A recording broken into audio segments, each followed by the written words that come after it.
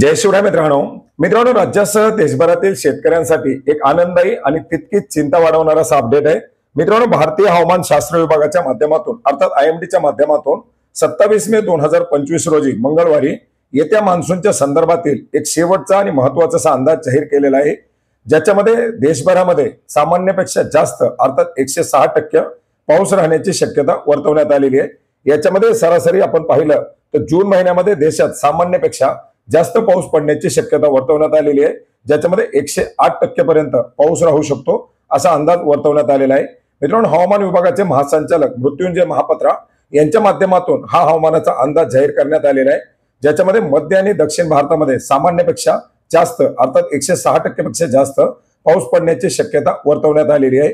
तर वायव्य भारतामध्ये मात्र सामान्यपेक्षा कमी पाऊस राहील, तर ईशान्य भारतामध्ये सामान्यपेक्षा अतिशय कमी पाऊस पडू शकतो अशा प्रकारचा अपडेट देण्यात आलेला आहे।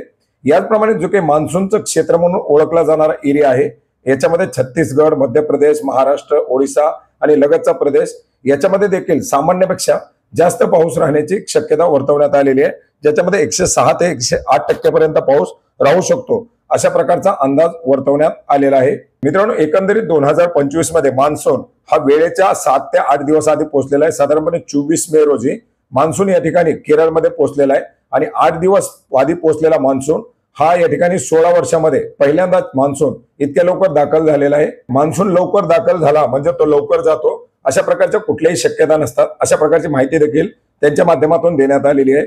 त्याचप्रमाणे 2025च्या मान्सून हंगामामध्ये अल निनो किंवा ला निनाचा कुठल्याही प्रकारचा प्रभाव या ठिकाणी दिसणार नाही अशा प्रकारचे अपडेट देखील या ठिकाणी देण्यात आलेले आहेत।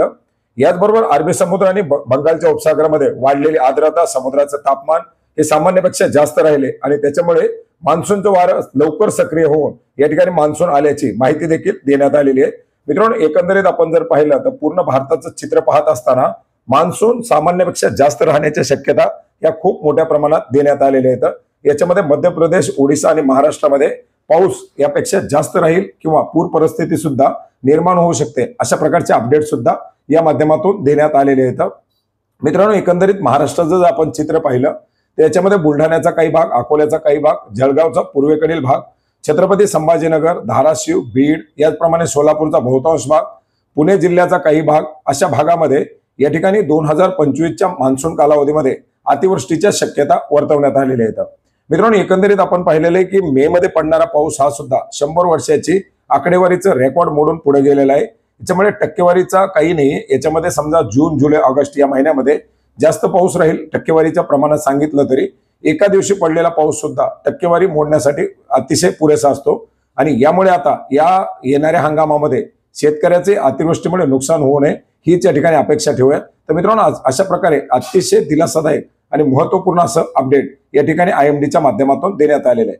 मित्रांनो एकंदरीत दिलेल्या अपडेटमध्ये आपण पाहू शकता महाराष्ट्राच्या चित्रामध्ये कोकण आणि गोव्यामध्ये साधारणपणे 160% पेक्षा जास्त पाऊस राहण्याची शक्यता देण्यात आलेली आहे।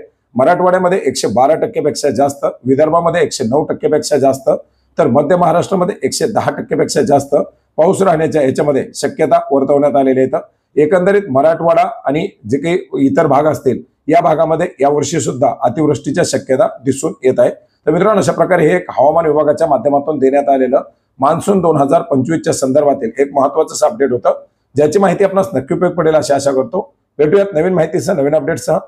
धन्यवाद।